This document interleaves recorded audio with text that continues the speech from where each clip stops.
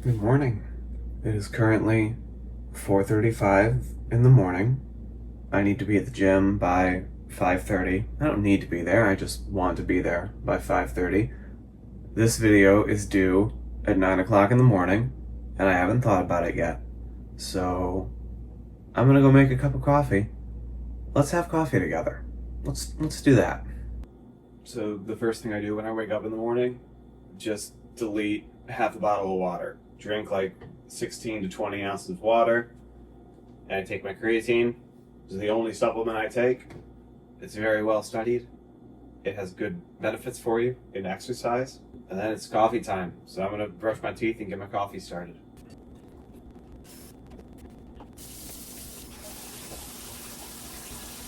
These are the beans we're using today. Mike gave them to me. It is an India Ratnagiri from Craig's Coffee in Detroit, Michigan. I had a cup of this when I was in Providence with Mike. It was really good. I'm excited to drink it.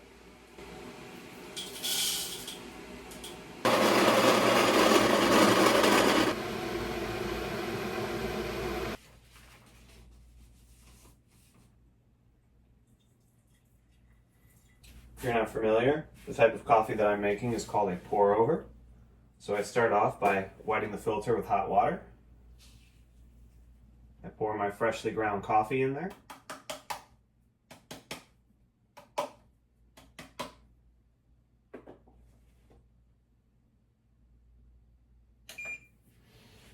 And I use a scale to measure how much water goes on.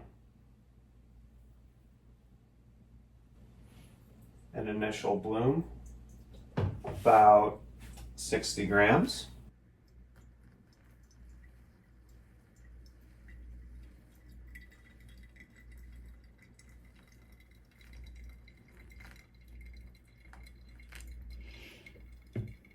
Slightly over 200 grams on the second pour. This is a mug made by Kylie. Uh-oh, you just got DSO'd. Send this to your friends to totally DSO them.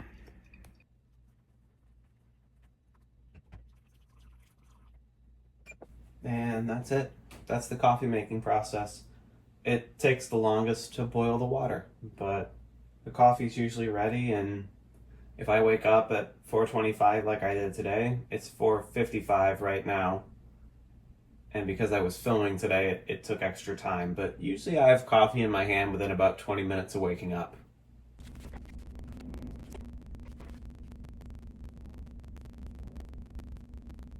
I have these little field notes that I've been writing in forever, and I try to do at least a little journal entry every single morning.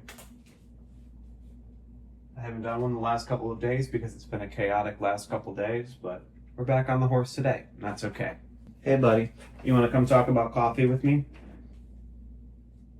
Sweet Lou still doesn't want to talk to you. But he wasn't in yesterday's video, but for a few teeny tiny frames at the very beginning. So here he is. This coffee that Mike gave me is really, really good. It's a little fruitier than what I normally drink, but in a good way, in a fun way. I normally drink Hawaiian coffee from Kona Coffee in the East Village. It is incredible coffee. I've been drinking it for years. I like it a lot. Mike taught me how to make pour overs when we lived in the same house and were roommates, probably 2017 to early 2019, like summer of 2017 to summer of 2019. He taught me everything that I know about coffee, including how to make a pour over every day. And they've been really useful for me in New York specifically. The problem with pour overs is the upfront cost of the grinder and the hot water kettle and the V60, the little cone in which you brew the coffee. The grinder and the hot water kettle are the worst of it. I want to say they cost about $300 for the two of them. The grinder is usually the most expensive. You want a conical burr grinder so you get a nice even grind on your beans. And those, usually on the low end, cost a couple $100. But they pay for themselves quite quickly, especially in a place like New York. If you get a black coffee it's one thing, but even a black coffee in New York is usually $4, $3 on the low end, but that's usually a bad cup of black coffee. So $4 for a cup of coffee. If you want a milk drink like a latte is usually going to be somewhere between $4.75 and $6.50, depending on what neighborhood you're in. In my neighborhood, it's going to be closer to $6 or $6.50.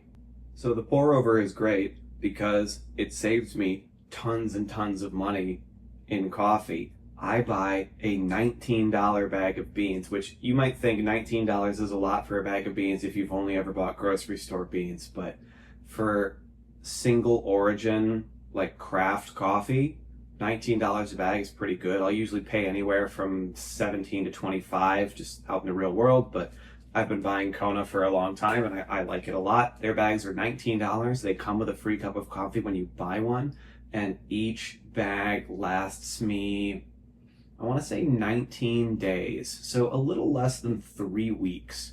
So at $19 per bag, I'm paying like $1 a day, maybe a little less, a little more for my coffee, as opposed to $6 a day plus tip. Let's just call it $7 a day in a year. That's $50 a week in coffee, and I'm paying $19 every 3 weeks. So I've been using the same grinder and kettle for the entire 3 years that I've lived in New York. It has saved me an incredible amount of money.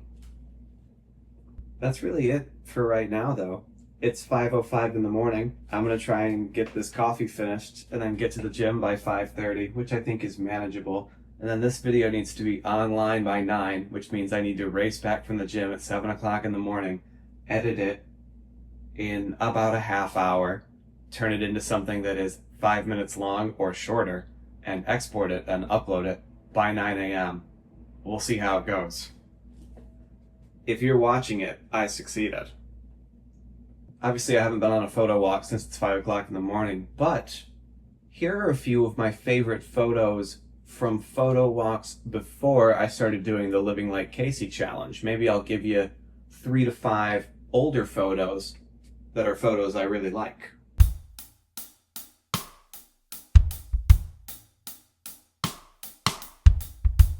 All right, buddy, let's get to the gym.